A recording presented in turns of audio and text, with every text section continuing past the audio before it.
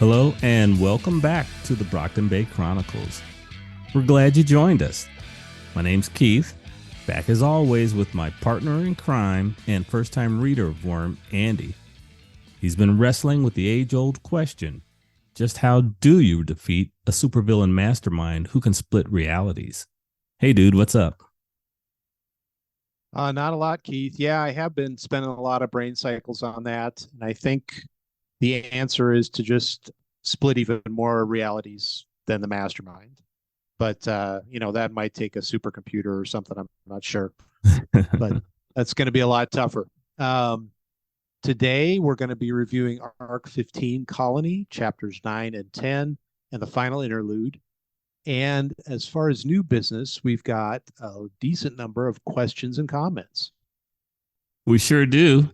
But just I want to take a second before we get to the question and comment section and remind folks that, hey, we appreciate you being here with us. And if you haven't yet taken the opportunity to subscribe to our tiny little channel, we would welcome it.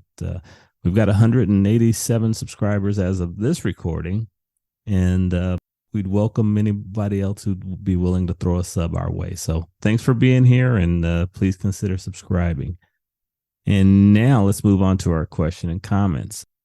We're going to start off first with a comment from Vale. Very kind comment.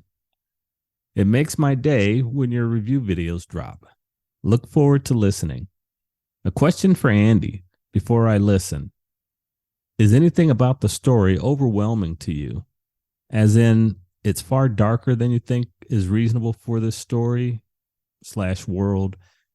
Is anything about it bright, hopeful, positive in your opinion? And then he added an edit.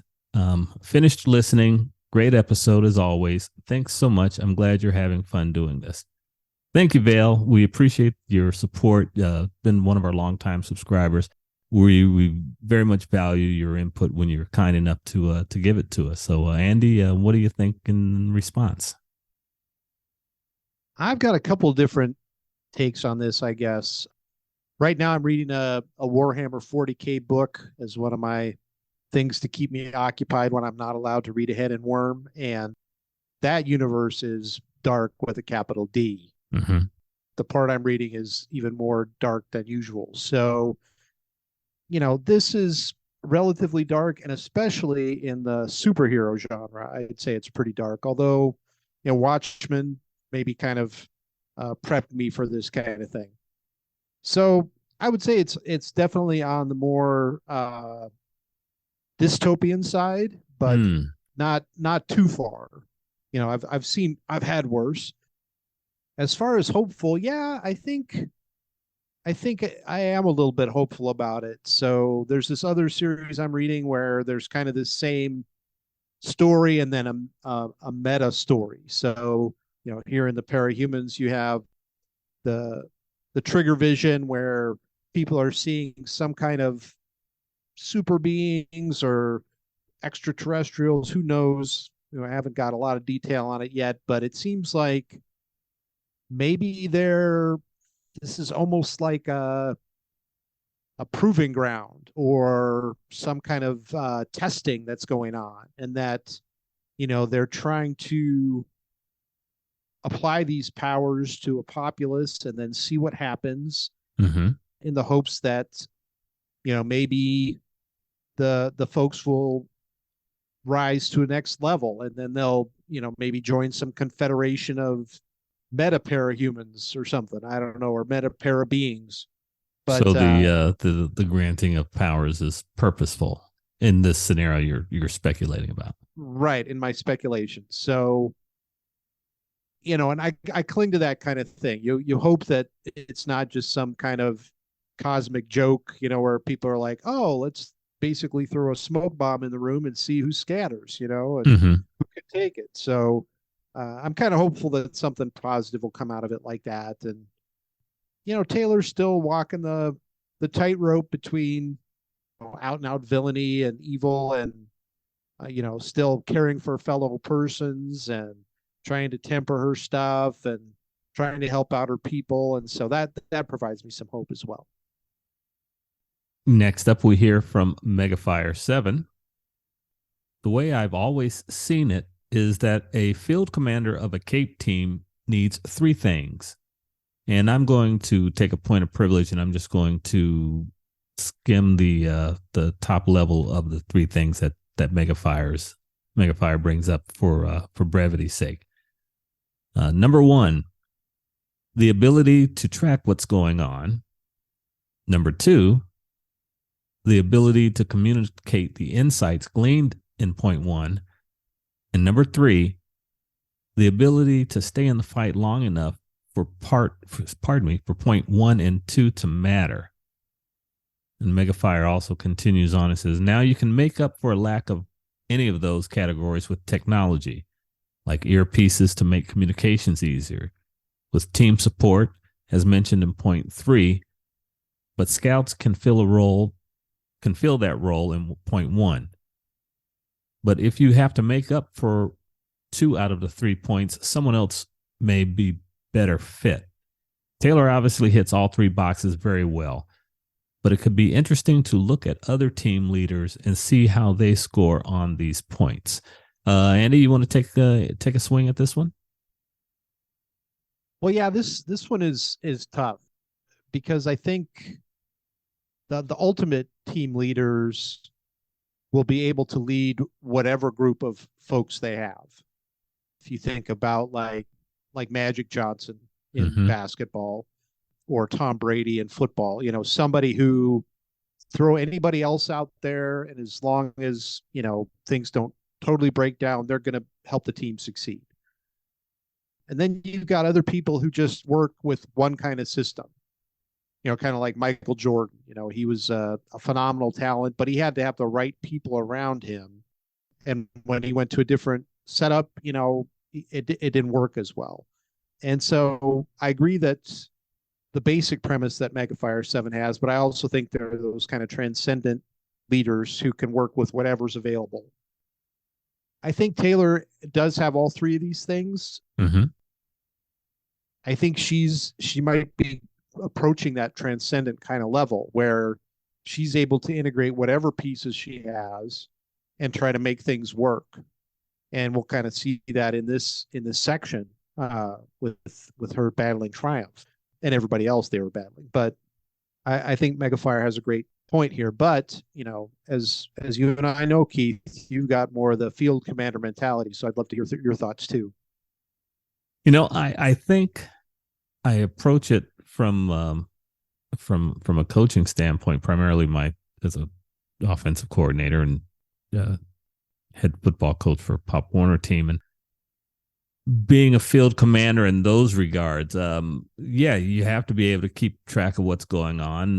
Whether I was calling plays out during we were out on offense, or whether I was overseeing from the bleachers, so to speak, watching my defensive coordinator run the show.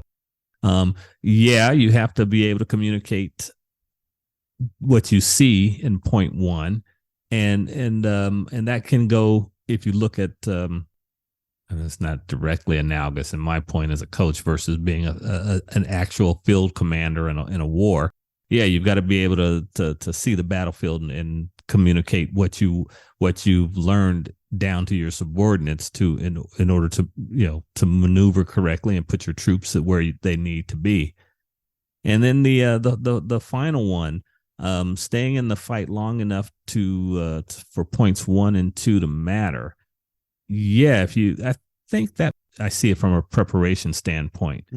Have you done the work preparing for that encounter so that your assets will remain on the field and will remain active?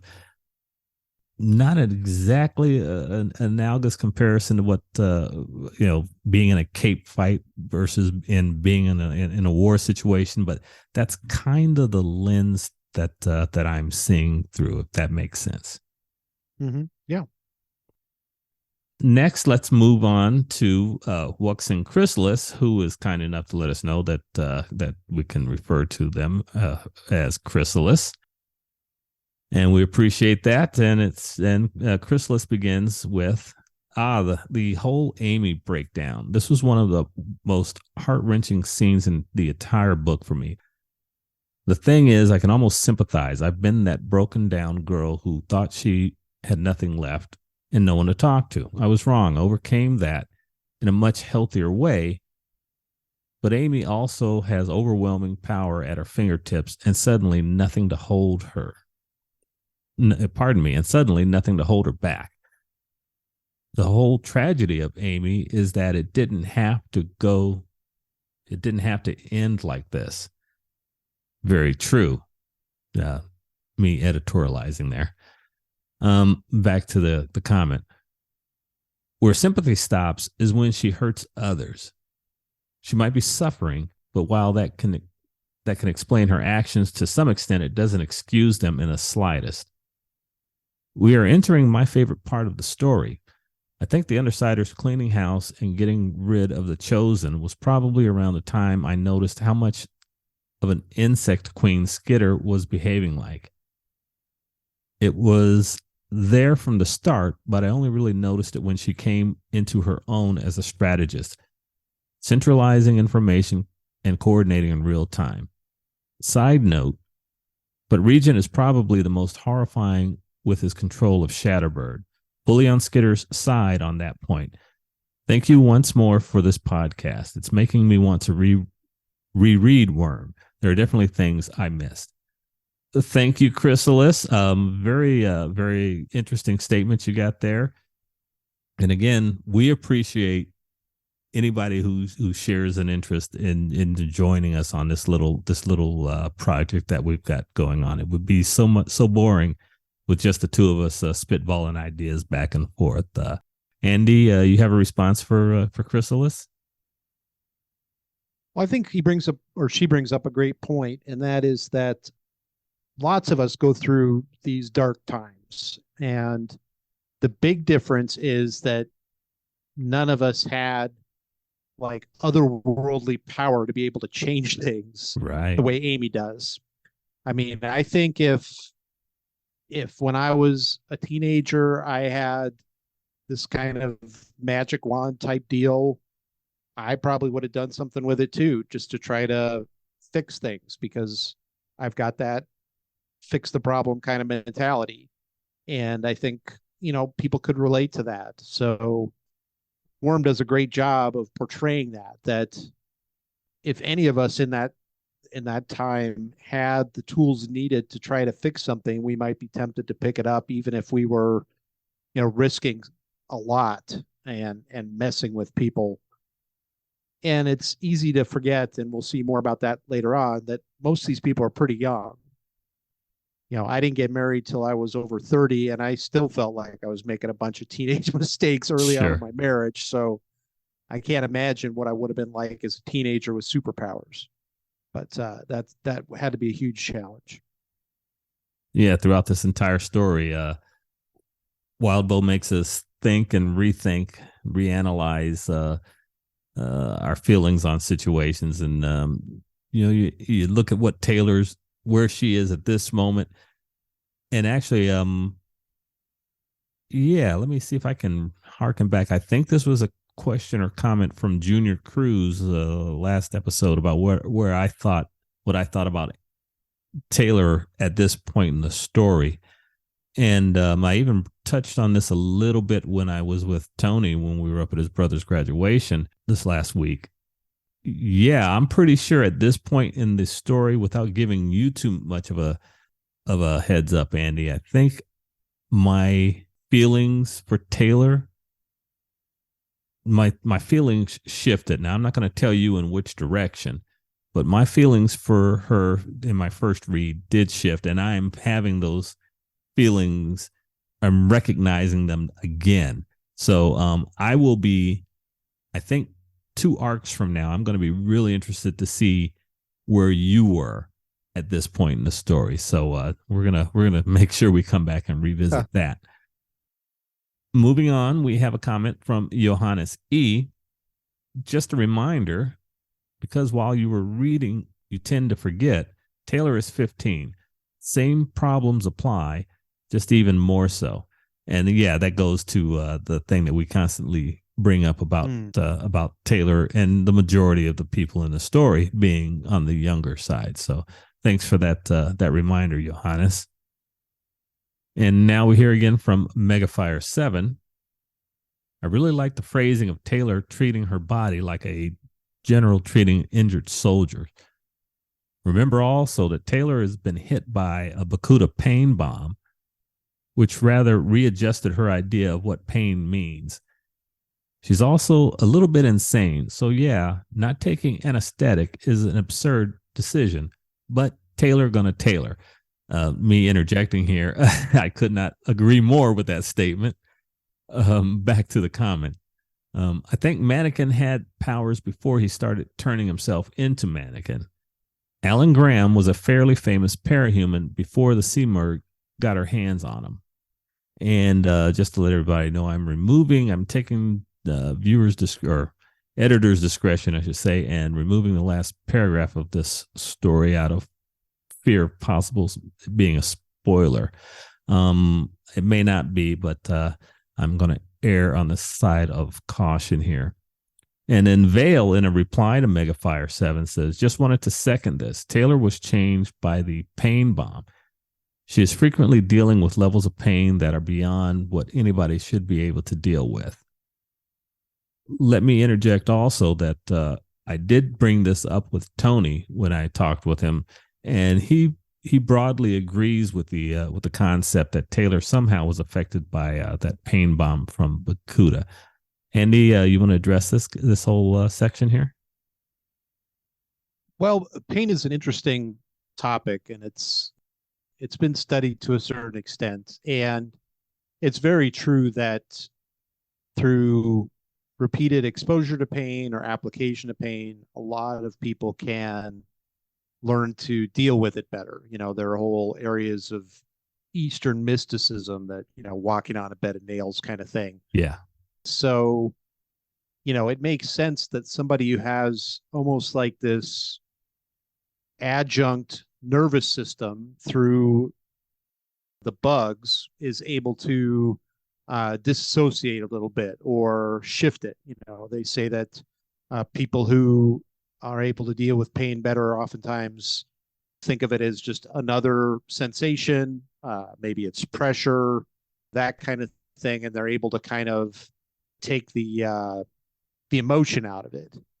I've always had a really high tolerance for pain. I tried to run on a broken leg when I did that, but I think that started at a really young age. I mean, I had broken bones from when I was a little kid goofing off, and stitches from a young age, surgery at age 4. So I think you kind of get used to it a little bit. And I think Taylor has been through the ringer for sure with the pain bomb. And then she has this almost second nervous system, I think, that she can kind of distract herself with, if you will, saying, well, this part isn't hurting, so I'll focus more on that, and I may be really speculating a lot there, but that's my take. Interesting idea. And also along this whole pain jag that we're on here, Freak Circus chimes in on that. I definitely feel like Skitter is disassociating, and so the pain is not as excruciating as it should be. Focusing on her swarm is really her biggest coping mechanism. Makes sense she'd use it for that. It also serves to make her seem all the more aloof and inhuman to the people surrounding her. Imagine someone being operated on and they're just having a casual convo. Small correction, Mannequin had already triggered way before his doll body phase. He was a tinker specializing in isolated, self-sustaining habitats, and he went by Sphere. Also, after losing his family and the Simurgh influencing him, he did go all screwy in the noggin. Battery was supposed to make sure that Shatterbird and the Siberian Leap Brockton Bay. Yes. It's kind of funny that the travelers would get on Skitter's case for potentially not being there when Genesis power also allows her to not be there. Yes, finishing up the comment there from Freak Circus. Yeah, I don't know where Trickster got off kind of needling Skitter for not necessarily being, on site when Genesis' whole thing is about projecting, being a projection. Care to share your thoughts on Freak Circus's statement there? Well, he and I, or she and I, are in agreement there on Skitter and her dissociation. So Yeah, I appreciate somebody being on my side there.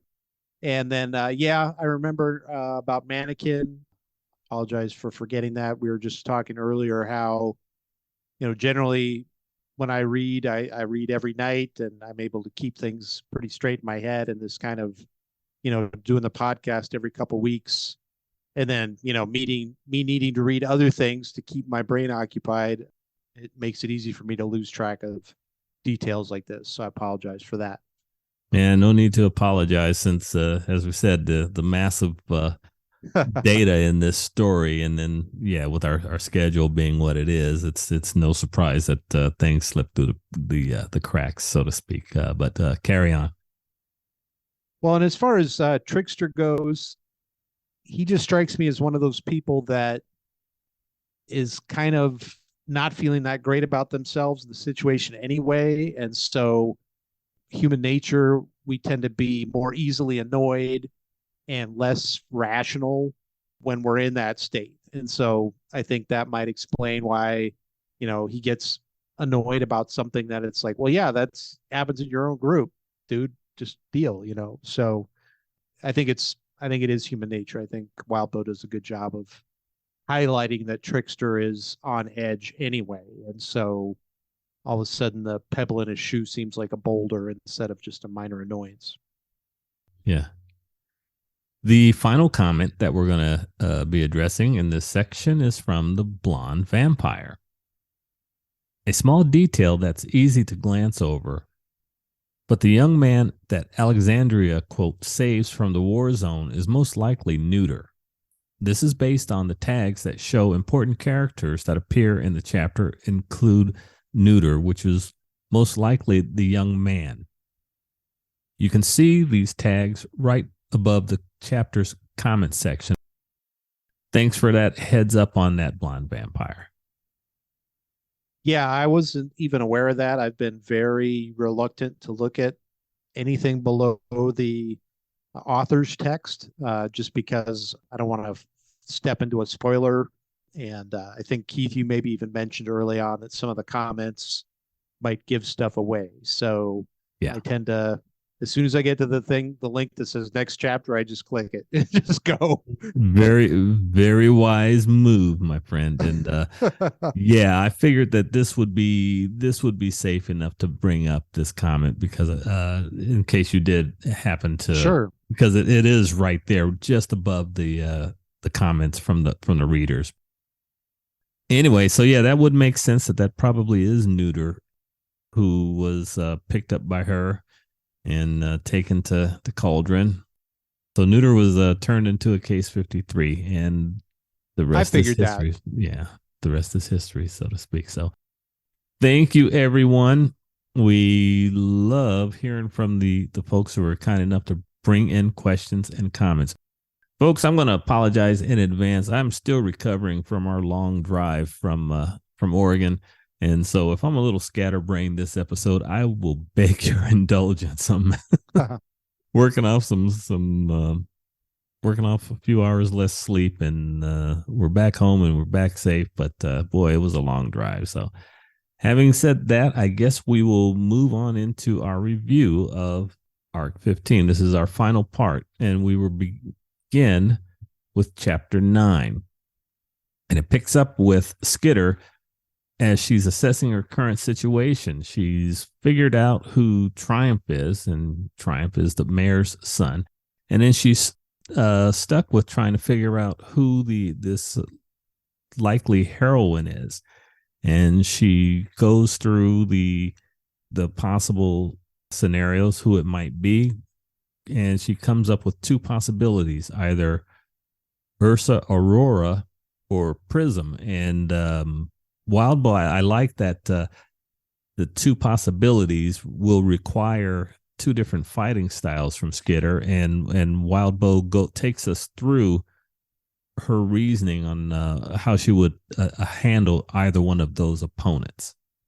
That definitely adds another twist to it. So on top of everything else that's going on, now she's got to try to, almost do a coil thing and say, well, if Mm-hmm. it's this person, it'll do this. If it's that person, I'll have to do it this way. And she does a great job of trying to separate the wheat from the chaff and figure out what's going on. Let me ask this. Okay, so we're finishing up arc 15. Skitter approaching being OP to you or not at all? Oh no, I wouldn't say so. I mean, she's got a broken arm, right? So Mm-hmm. she's not invincible. As we'll see, or as we have seen in various sections, people find ways around the bugs. Mannequin, going around on tiptoe, basically. Yeah. And so it's one of those things where it's kind of like battery taking down assault. You try enough times with the same villain, and eventually you're going to find the gaps. And I think there are plenty of them. Where Bonesaw had the raid basically that would just kill a bunch of stuff at once. And so without her bugs, that takes a ton away from Skitter. So I wouldn't say she's OP yet. Just really growing in her effectiveness as the queen bee, so to speak, of her swarm. Yeah. So if you think about like when you're learning a new computer game, the hardest part is when you come into a scenario identifying what your priorities are and Mm-hmm. kind of figuring out, okay, I got to save the rocket launcher for that bad guy over there, so I better switch to the hand cannon for that guy over there, and then there's that thing in the pool, so I've got to throw a depth charge in there or whatever. And the first time through, you just are blazing away, and then you run out of ammo and you're toast. So I think she's gotten a lot better at that. And so she's, like I was saying earlier, she's really getting a handle on knowing what her resources are, being able to do that prioritization, Mm-hmm. Knowing which what's can in look the utility kit and when to pull it out. exactly and when to pull it out, right? Yeah, you don't use the knife blade to turn a screw, you use the screwdriver because you don't want to break the tip off the knife. I think that makes it look like she's gotten way more powerful, but I Mm-hmm. think that she's just gotten better at using the right tool for the right job. Let's try this. Let's step back and look at this chapter in its entirety, I think. And we may whipsaw back and forth between some stuff as we hit upon an idea. Skitter was pretty brutal. Imagine you're the mayor. You're on the other side of this thing, and this villain is essentially threatening to kill your kid. She's taken out this other superheroine who are there. Skitter's pretty vicious if you're on the other side of this thing, wouldn't you say? Yeah, I don't know. I have trouble being able to pull myself out of it enough. Mm-hmm. I can see myself more in Skitter and realize that, yeah, Triumph's in bad shape, but she's really monitoring it closely. So Yeah, it's but not but the mayor doesn't know that. exactly. And that's what I'm saying. I'm having trouble putting myself in the mayor's Oh, I headspace. see what you mean. Okay. Okay. Um, but on the flip side of that, he's the one who decided his son should, become a cape. Mm-hmm. And so it's like, well, if you're gonna if you're gonna put your kid in harm's way, sometimes that harm's gonna be pretty bad. So it's one thing to not well, as a kid you think you're invincible. As an adult, you should know your kids aren't invincible and that somebody's gonna come along and mess things up. So I don't know. maybe I'm too much of a Skitter fanboy, but I don't think she's that brutal. So let's talk about Triumph's power. In addition to his Skitter observed how quickly, or pardon me, how easily he kicked a roughly 600-pound oak table over. So there's something more to his physique other than just shouting and control detonation and killing of swarms or controlled destruction. Very unique, kind of. What was Homeboy's name? Who's one of Bitch's minions? Barker. Yeah. Definitely amped up from Barker. Yeah, that's a good point. He seems like he's got multiple things going for him, and he's definitely fine-tuned it. He's got a good handle on what he's able to do and how to manipulate it. He manages to just, as we'll see, take out the swarm without knocking out a wall of the house and bring it down on everybody's head. So I liked that. Wildbow made sure to let us know that it wasn't just a reckless, loud shout, and he wipes out one of Skitter's swarm clones and then destroys a side of the interior of the house. He's got fine control. It can pack a punch, but he can control the area of effect. That's what I'm trying to say. Exactly. Yep. Now, her fight with Prism, she did an effective job, I thought, of recognizing what Prism's capabilities were, assessing her, and actually not getting Prism riled up to the point where she made mistakes. She let her anger get the best of her, and Skitter took advantage of some of that. So yeah, that was a great tactic by Skitter to try to. You figure that the real one, rather than the clones or the projections, is going to be the one that pins back her ears and just comes at her furiously. So kept trying to goad her to make that happen, and then was able to single that out. But again, it's one of those things where Skitter really seems to be coming into her own as far as being able to analyze a situation and come up with these tactics on the fly. That pseudo thinker power. Yeah, exactly. And then finally, so she's taken down Prism. She's got the family pinned down in a closet. She's does this pretty smart move, actually, taking down Prism, or pardon me, Triumph, where she puts trip lines on the stairwell and then drops a ton of bugs on the top of his head, and that throws him off balance and he falls. And from that point, she begins to assault him. And there was a couple of times where Wildbow writes that Skitter thinks to herself, hey, I got to be careful. I don't want to go too far, but and then she turns around and, well, he's a cape and he's a tough guy. He's in good shape. I think I can push it here a little more. And she pushes, and she darn near kills dude. I mean, this was reckless, I thought, from Skitter. Okay. Yeah, I didn't feel that.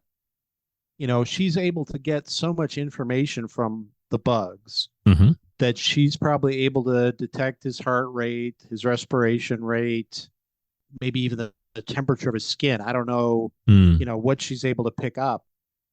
And she's already had experience where she, rotted off somebody's private parts. And so she knows, she knows what's too much is for sure.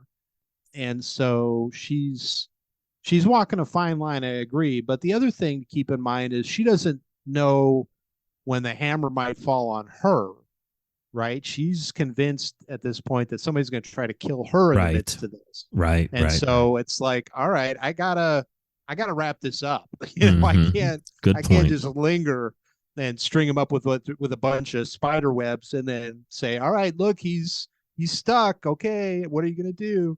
So she's having to, I kind of think of it like, what do they call it? Extreme fighting, the ground and pound. She dropped MMA. The bugs on him. Now she's got him on the ground. She's got him in the chokehold. He's about to submit. and she's just got to convince the mayor that he's submitting before he actually dies. Yeah, that did have to be a pretty eerie scenario.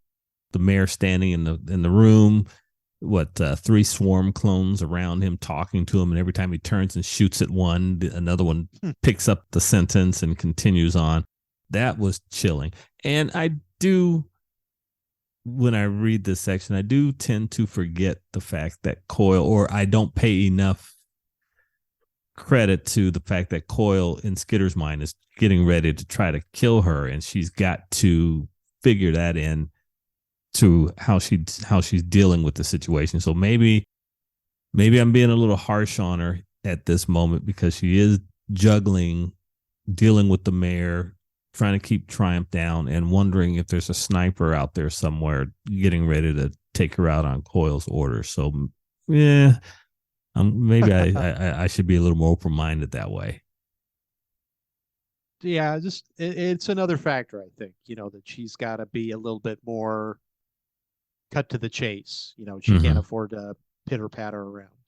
And she does mention several times that she is under the gun as far as time is concerned, because the cops and PRT reinforcements are going to be there at any moment. So yeah, okay, all right, I'm being a little tough, I guess. So but in the end, she gets what she wants. Triumph is dying, or in really, really bad shape, and she convinces the mayor to give in to Coyle's demands. The city's going to survive. You go to Washington, you plead for the survival of the city. She gives him the EpiPen.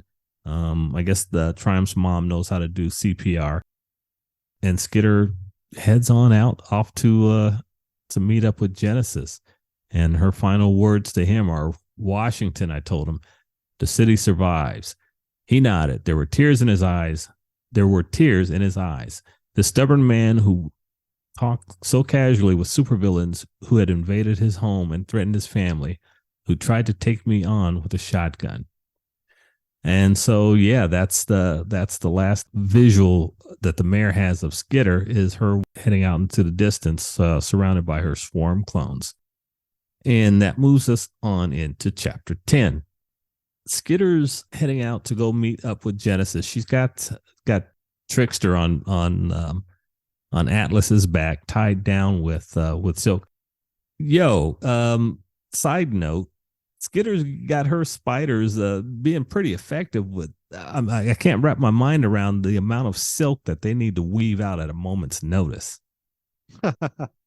Yeah, I think it's easy to lose track of how many spiders there must be there, and how she must be hybridizing them, or doing some kind of breeding program or figuring out what food they need, what environment they need to be able to produce the maximum amount of silk on demand, like you said. So that is another impressive thing. It's easy to overlook, but they crank it out, that's for sure. And I do want to take a minor correction to something you had said earlier. So with regards to Prism, pardon me, why do I keep doing it?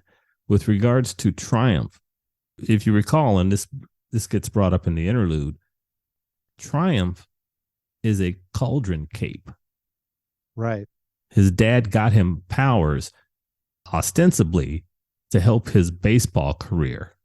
But just then, months after or something like that, I forget the timeline, they started instituting MRI scans to check for powers.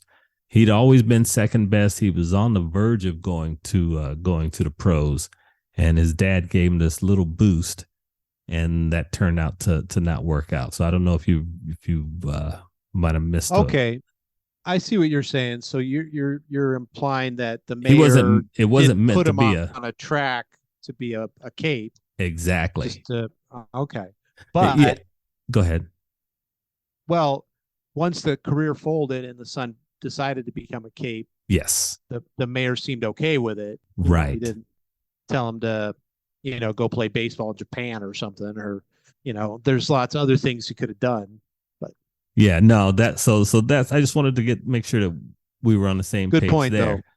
And, Yeah, and actually, as a multi-sport athletic coach myself, that spoke to me and that made sense. Well, of course, in a world of capes, you'd have to have, if you're going to preserve the integrity of the sport, whatever sport that may be, you can't have parahumans. You can't have a parahuman male gymnast or sprinter or swimmer. I mean, there could be parahuman Olympics, sure, but if you're just a civilian, then you've got to maintain the integrity of your game, so to speak. Another sure. another sidebar where my brain just wandered off into the ether. Skitter makes plans to meet up with Genesis. Genesis had reformed a body after Triumph had destroyed the first one. It reformed a body for doing combat, but hey, Miss Skitter had taken care of everything, and so she had to form another one. Let's skip ahead real quick on this. I want you to imagine this visual where Skitter and Genesis are flying back towards Coil's base. And so you've got this, I'm trying to imagine this. You've got this picture of this girl. It's the dead of night. You've got this girl in a bug suit on a giant beetle flying next to, what was it, a bison with wings, so to speak? Right. Yeah.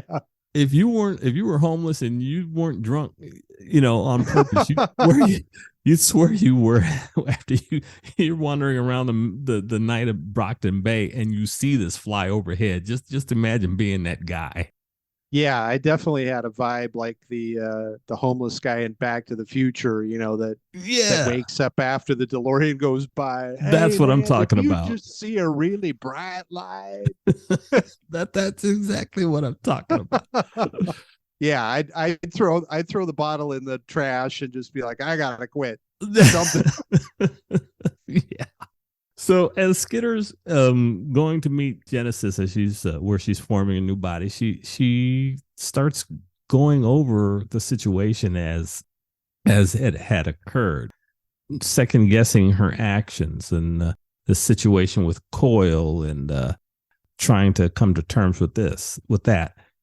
She called her contact Cranston and had Cranston contact emergency services to make sure that an ambulance was on the way to deal with Triumph. And at one point, I was thinking to myself, yeah, okay, that makes it all right now, I guess, then, huh, Skitter? But that was just me being snarky. She ends up having an impromptu talk with Genesis about the situation with the travelers. Did you glean anything from that? It seemed like the kind of conversation she had hoped to have with Ballistic back a couple chapters ago. Yeah, it was a good talk with her, although yeah, Genesis seems to be kind of hedging still, Mm-hmm. but she does kind of keep saying things like, yeah, there is something that bonds them together, some shared thing that's going on, but she doesn't really want to get into it. Skitter stipulates that maybe they're all sticking together because of what's going on with the well, and Genesis says, yeah, that's part of it, but there's other stuff, but doesn't really want to seem to get into it. And then Genesis The tries to travelers, defend Trickster too. right? The travelers have they, despite their apparent disparate personalities and not necessarily strong feelings for each other, there's something beyond Noel. There's something that's keeping them loyal to each other. Yeah, there's something going on there, and you get the feeling that Trickster is one of those folks that's good at leading when things are going good, but that it's been tough on him with whatever else is going on behind the scenes. And there were kind of hints dropped earlier that maybe it's his fault, some of Mm-hmm. what's going on, and that there were friendships that were broken and people feel betrayed, and so that's got to wear on him as well. But they're kind of stuck with the setup, unfortunately. But Genesis is trying to defend him, so there must be some good qualities about him. Mm-hmm. How about this?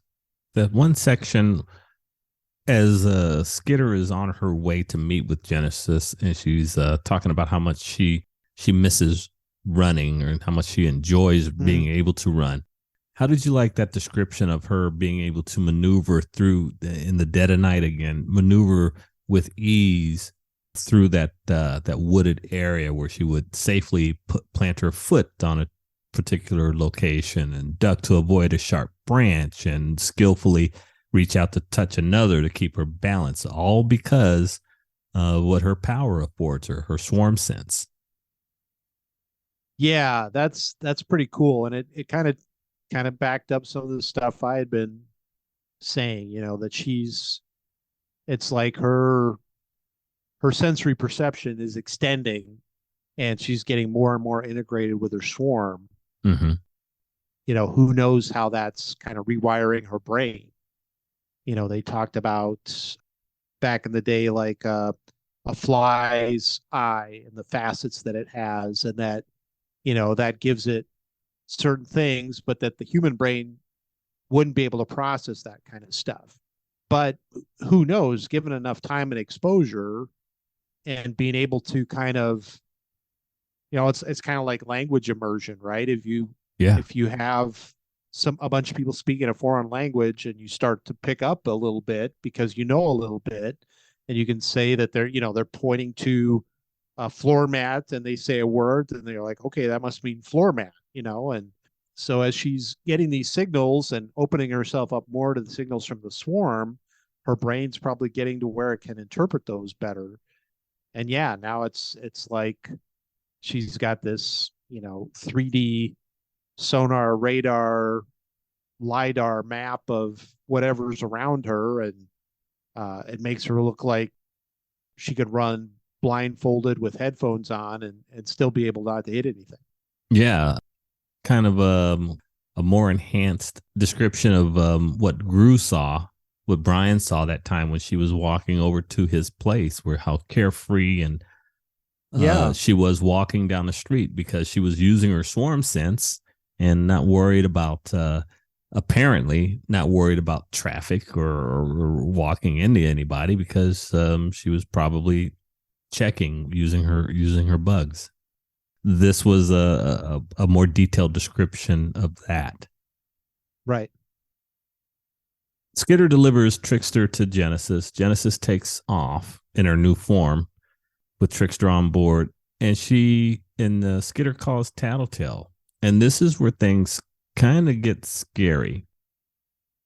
Coil apparently is on to them, and that had to be terrifying.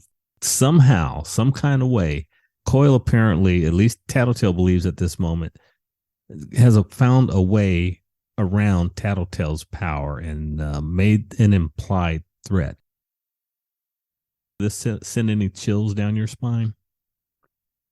Oh, for sure. Yeah, I mean, we kind of had a foreshadowing of this a little bit from the very beginning, where Skitter knew that Tattletale had powers and she was trying to run a double agent game and never sure how much Tattletale was figuring out.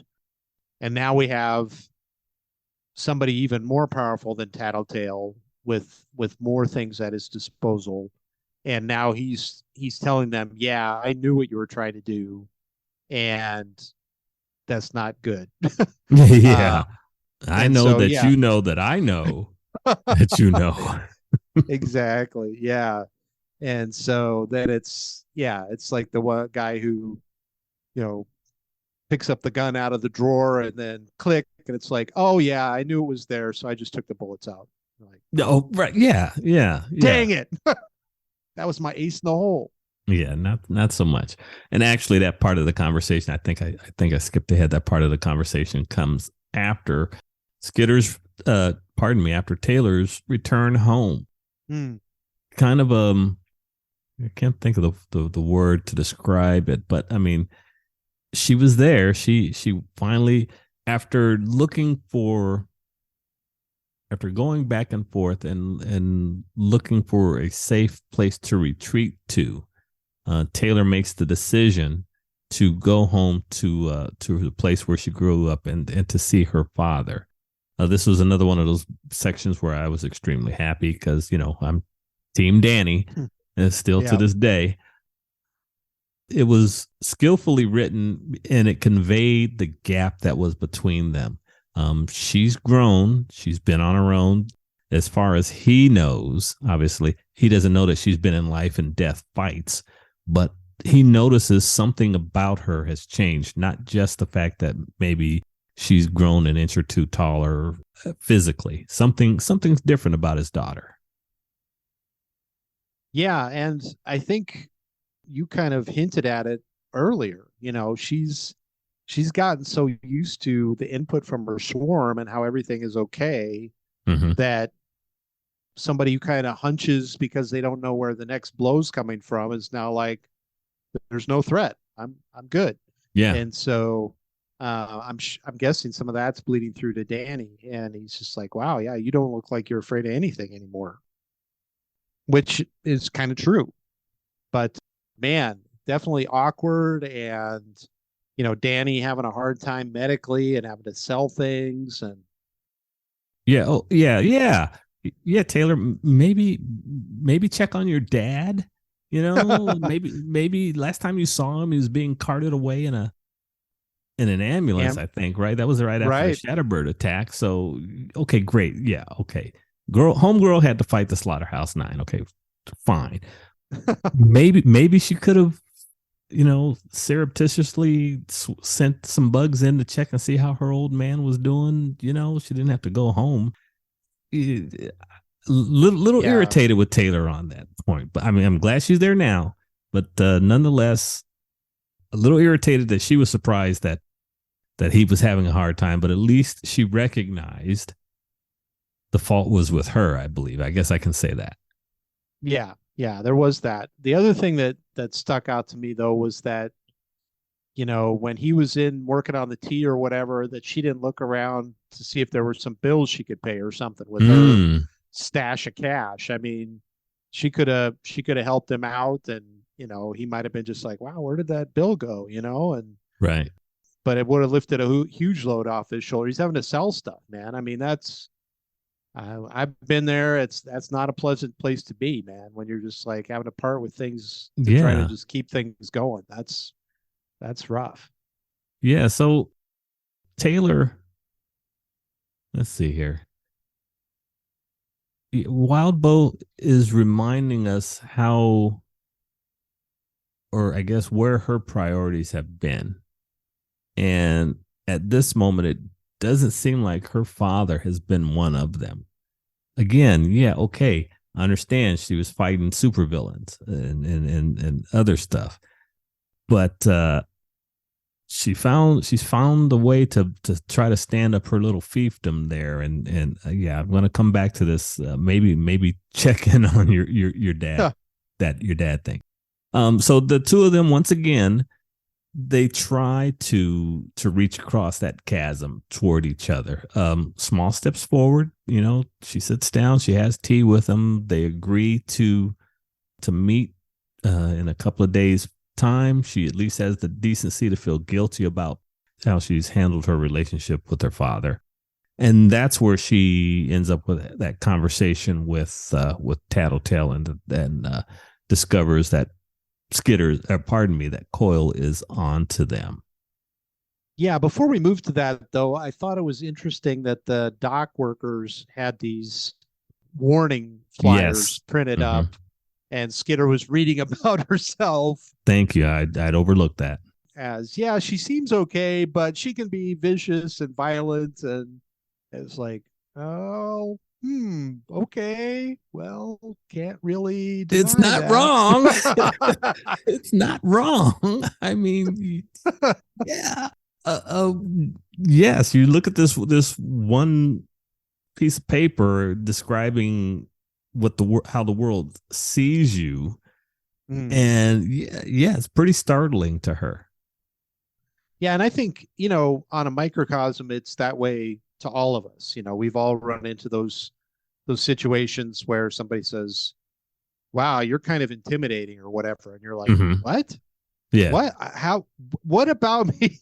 But what? Something we did came across that way to somebody.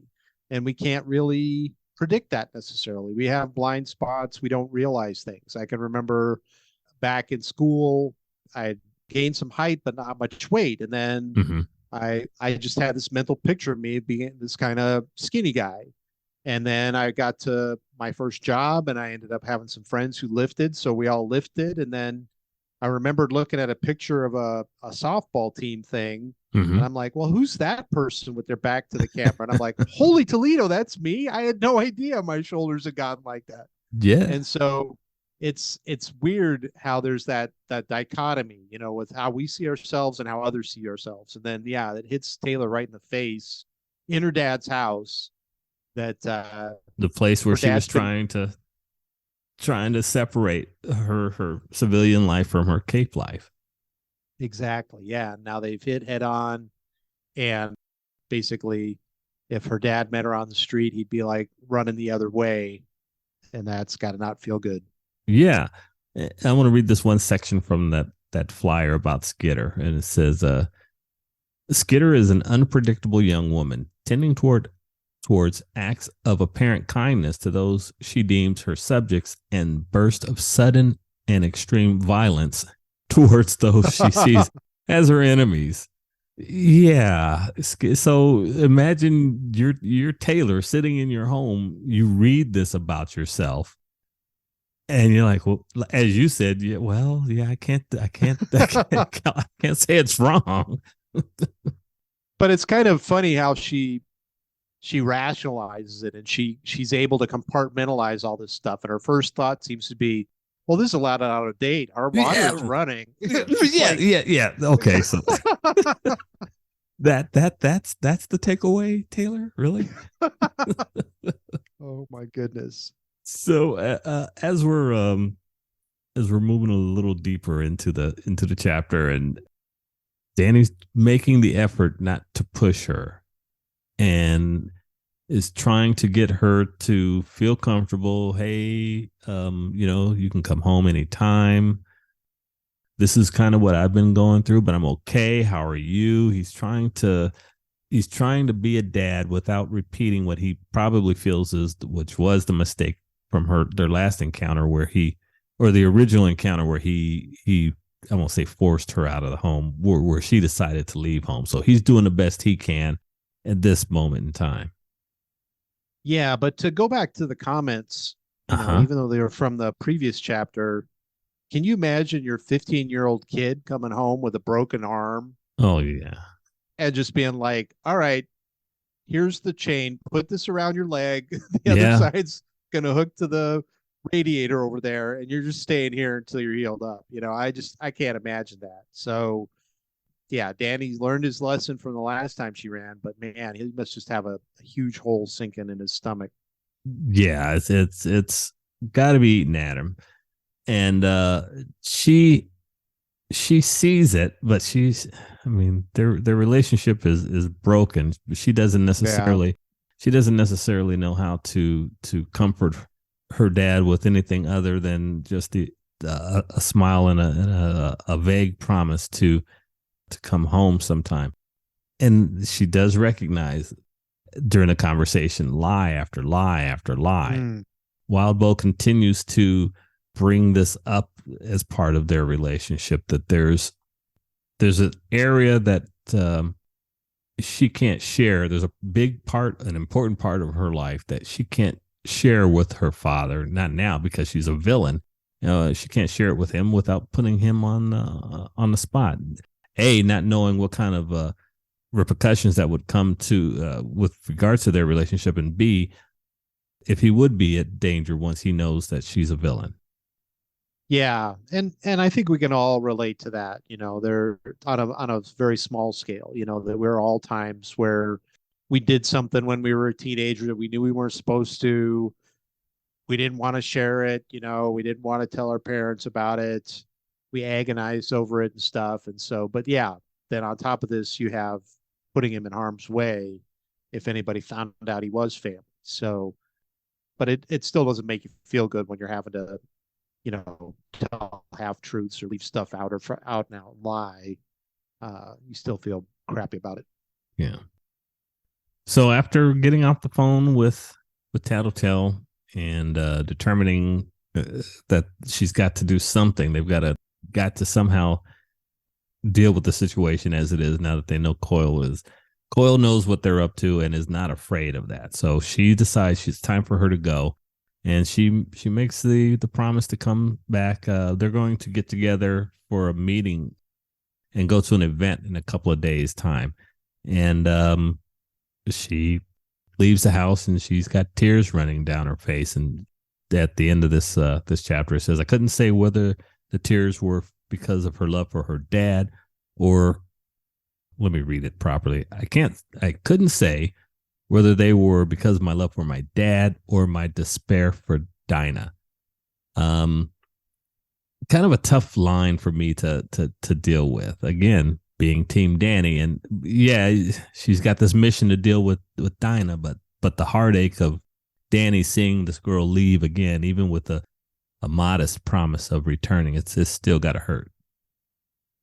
I think it really points out how broken the relationship is, and how, because of all that Taylor has been through, how she's been forced to become an adult way too early. Yeah. And it's just it's like, well, this is my life now. I can't tell you about it though, so I've got to pretend I don't have it. Mm-hmm. And that's just a constant wearing on her, but she's kind of replaced it with, all right, well, I'm doing it for this mission though, and now that mission's in danger too, so everything seems bad right now. Yeah, tough moment for her. And now we'll move on to the final section of this arc, Interlude 15, and we meet up with Triumph, aka Rory Christner.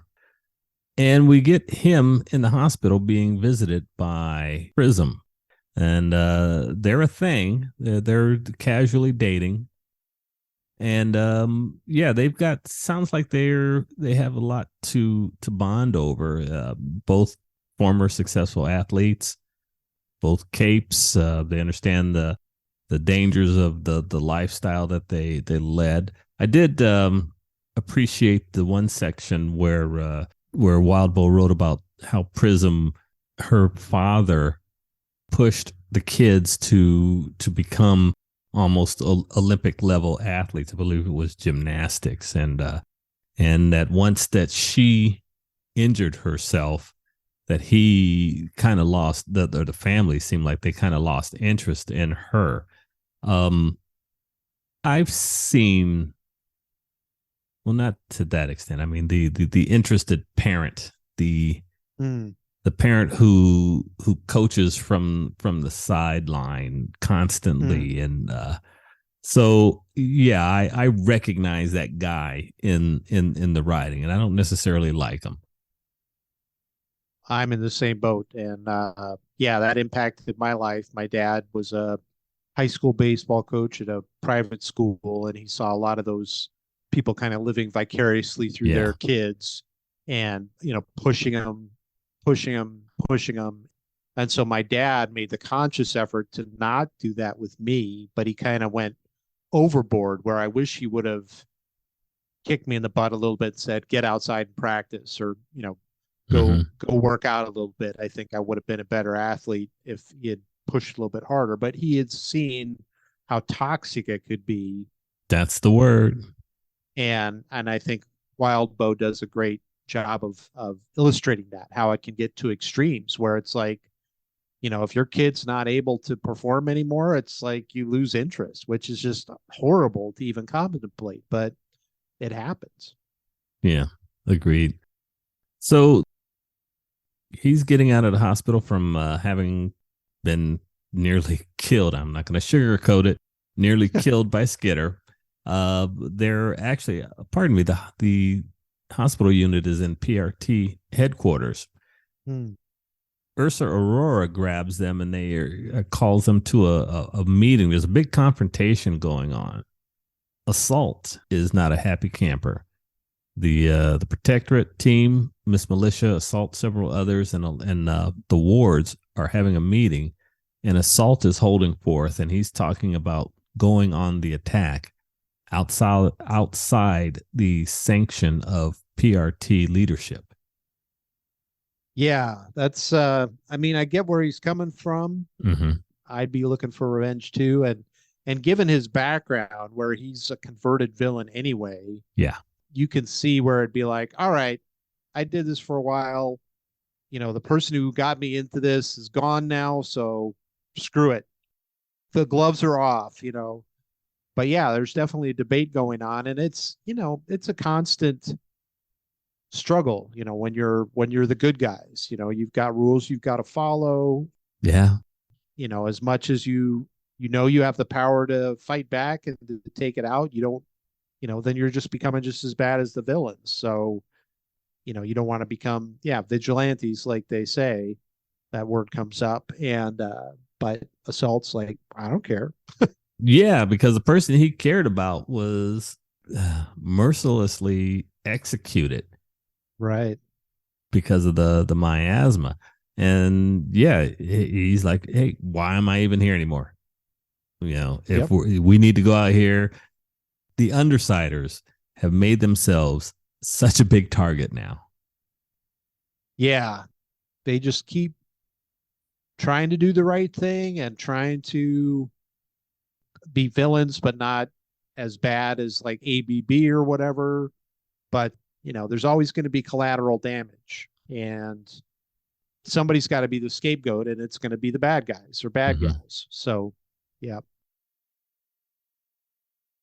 Skitter could be a deadly individual if she wanted to be. For sure. Yeah. But she's not being that way. I mean, they could thoroughly terrorize people in their area. Now, granted, Bitch and her dogs are doing that just fine. Where am I going with this? The thing that Assault is trying to say, as far as, hey, we've got to do something about this to take the city back. Otherwise, why are we here? Miss Militia is making a valiant stand for we need to respect the chain of command. We need to stay within the rules that are set for us. Otherwise, it will be a war and there will be genuine casualties on both sides.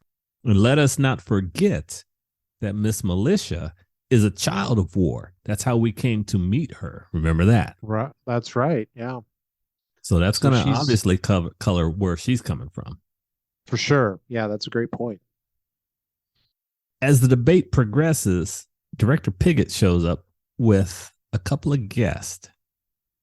Take your swing at this whole last part of the interlude where Dragon and Defiant show up. I don't want to ask any leading questions on this from you.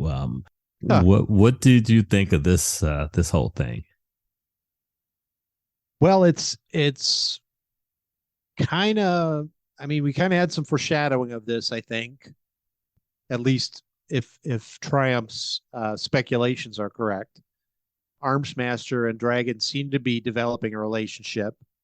Dragon was trying to figure out how much to share and what to share, but they're definitely presenting an attractive option, you know, with all the stuff she's come up with. I kind of, as she's describing this, was thinking about like the some of the stuff from some of the Marvel things where they're talking about trying to cover more ground, Mm-hmm. having different things that could go on. It's yeah, it's very appealing, and you know, Triumph seems to think that that's Armsmaster in there, and I'm not sure. I mean, I see where he's coming from, but that'd be kind of wild if that's what it was. Okay. Yeah. I mean, Okay. Triumph seems to be recognized in his voice, I'm gonna make and an executive decision, and I hope this doesn't bite me in the butt. I'm gonna confirm that is Armsmaster. okay. Well, I mean, yeah, we kind of there seemed like there was that possibility. You know, he and Dragon seem to really be hitting it off, if you will, Mm-hmm. and Armsmaster's just wanting to be back in the fight, wanting to help. To the And point that he turned himself into a cyborg. yeah, so that's pretty wild. But Armsmaster is one of those people, I think, where his ambition or his desire to fix things is paramount. That it doesn't matter. And he had that attack by mannequin, Mm-hmm. and I think that got some wheels turning as well. Okay, so Dragon and Defiant have a mission. Their mission is going to be to go after the Slaughterhouse Nine. And I guess you could say that's part of Defiance, rehabilitation. As you said, Dragon, even before the Leviathan fight, from that little bit of interaction we saw, and then post the mannequin fight, they do have a relationship of some kind. Yeah. Dragon has given cyborg components to Defiant to help him heal and make him a more effective cape. And I think we can say that Defiant has helped her. I'm not sure that she's ever been able to use multiple instances of her dragon suits. Yeah, we hadn't heard that. And she said there that thanks to Defiant's help, I'm now able to do this. And that's where, as after going through all these cool mech suits, she has them all lift off at the same time. Yeah, and that's kind of where I was thinking of, like the idea from some of the Iron Man movies. Mm-hmm. But yeah, there was a synergy between those two. Even back early on, where Armsmaster was trying to work with data that Dragon was able to get, and they were kind of working together on algorithms to figure out, maybe trying to predict Endbringer attacks and that kind of thing. So they make a good pair, but it's definitely creepy. Yes. So while all this is going on, Triumph, he's struggling. He's trying to reconcile the fact. I mean, he knows what Armsmaster did. Yeah. And yet he's just wondering, how is everybody's just, are we really going to let this happen? I mean, he's not even really trying to hide who he is. I like the one section where Triumph recognizes how he stands there, his physical demeanor as he stands there holding the spear, and he's like, oh my God, that's so and so, that's Armsmaster, Yeah. But during this whole debate, when Pigott introduces him, when their mission is decided, and Triumph says, "Are we really going to just allow this to happen?" And Pigott is like, well, Triumph, if you're free to level any accusations that you want to, and we'd certainly arrest them if there was sufficient grounds to hold them over to trial. But that sure is going to mess up our mission to destroy the Nine. Do you really want to do that? I mean, she didn't say that part, but the implication was there. Well, and the writing was on the wall a little bit. I mean, Armsmaster screwed up bad. Yeah. And his punishment was basically to get shut in a nice room. Mm-hmm. And so it's like, all right, well, yeah, we recognize he's a bad weapon, a loose cannon, but we might need a loose cannon sometimes. So we don't want to get rid of him. Yeah. And sure enough, here they are, highly polished, all nice and bright, shiny new loose cannon now. So another instance where Wildbow is showing us that this scenario is not necessarily black and white. The two choices, Yeah, it's there's lots of wiggle room in there, and I mean, because destroying the Nine is a worthy thing, but you're paroling a guy who's committed a terrible wrong. Exactly. Yeah, and there's always going to be another Nine. Yeah. It's not like the problem of bad villains, super evil people banding together is just going to go away if you get rid of the Nine. There was the cool vampire story I read a long time ago where the guy ends up, the problem that they always indicate with vampirism or lycanthropy is that, eventually you run out of people. Everybody would, Yeah. it's an exponential thing, right? And so this guy goes after the vampires and ends up basically wiping out everybody. And then he's Oh. like, okay, now what? It's just like, Oh. the danger of identifying people as being, okay, these are like the Slaughterhouse Nine, or this is the new Slaughterhouse Nine. Where do you stop? It's like, oh, this has the potential of being evil people. We better take them out. Mm-hmm. And then next thing you know, you've wiped out tons of people, and maybe that's how the Jack doomsday scenario works out, is that people are so worried about it happening that they start trying to prevent it from happening and wiping out huge swaths of people or something. So, Wow. That's an interesting idea. We will have to see if that is one of the avenues by which that happens. Wow. Okay.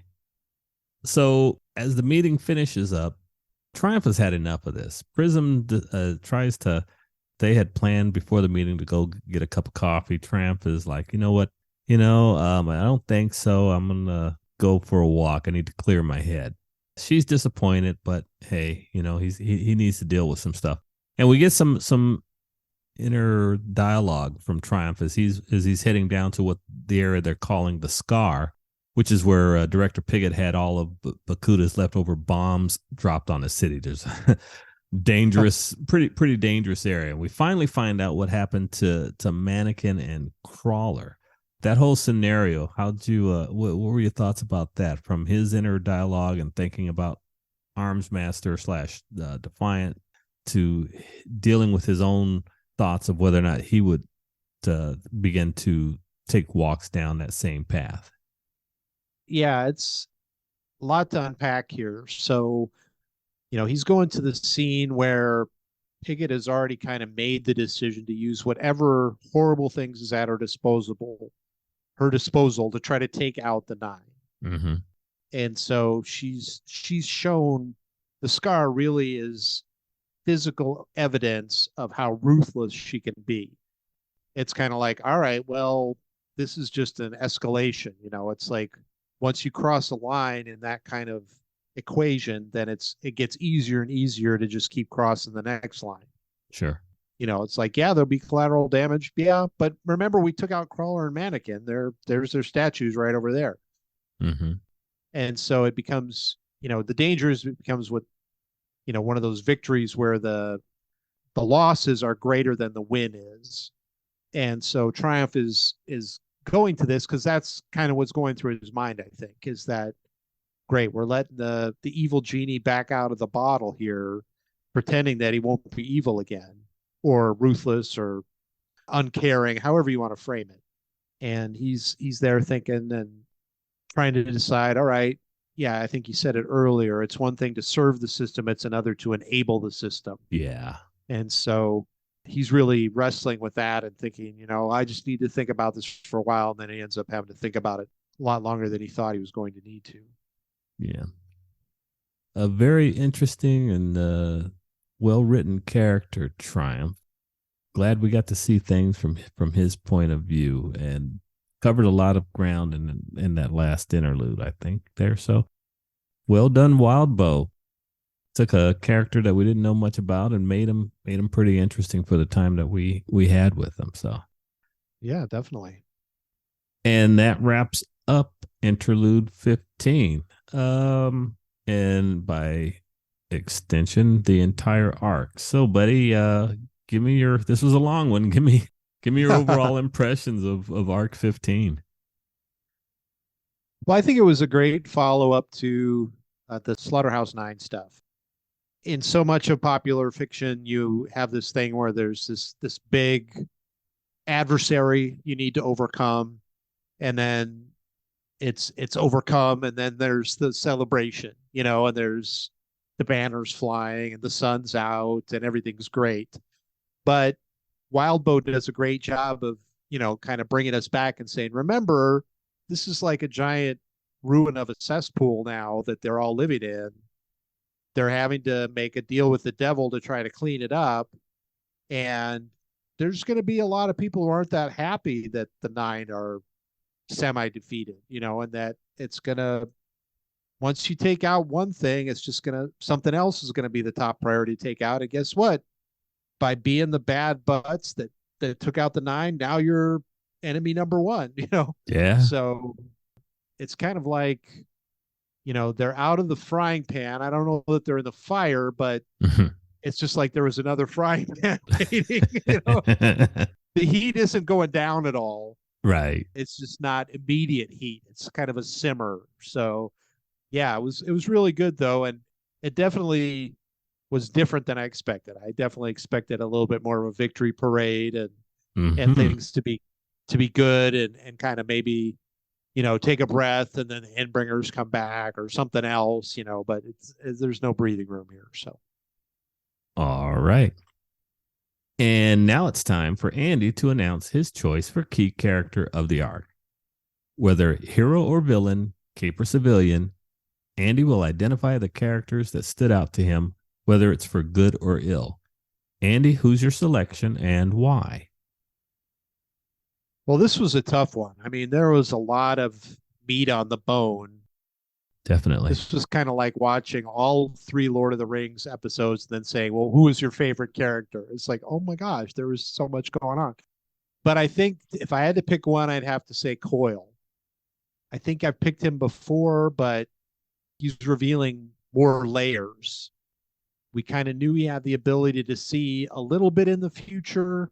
And so that was kind of lurking out there, but it really raised its ugly head here where we had him as kind of the boogeyman in the background. Like, all right, we've got he's supplying us, but we need to turn on him. And then, oh, but he's going to take me out. Or so we've got to try to take care of that. And then it turns out that it's wheels within wheels. And it's like, well, no, I was just testing you.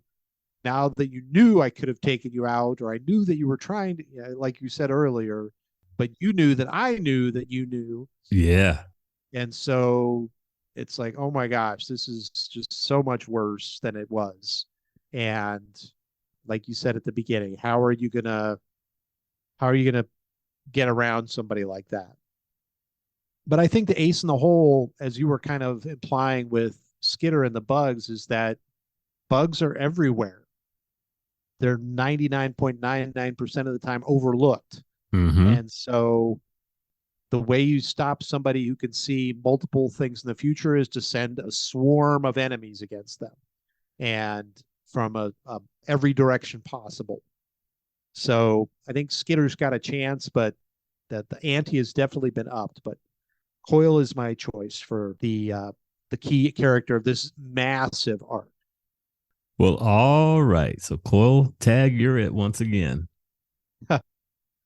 Okay, everyone. We're done for now. We finished this massive puppy. Thanks for being here with us. Please come back as Andy heads deeper into the story, discovering what lies ahead.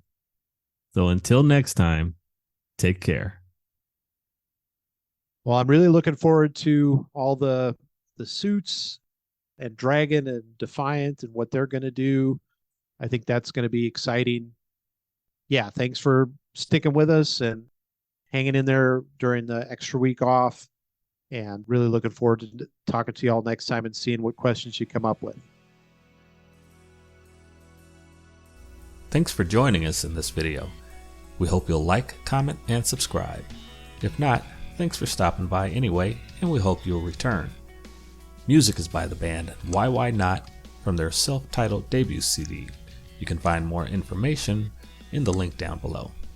Catch you later.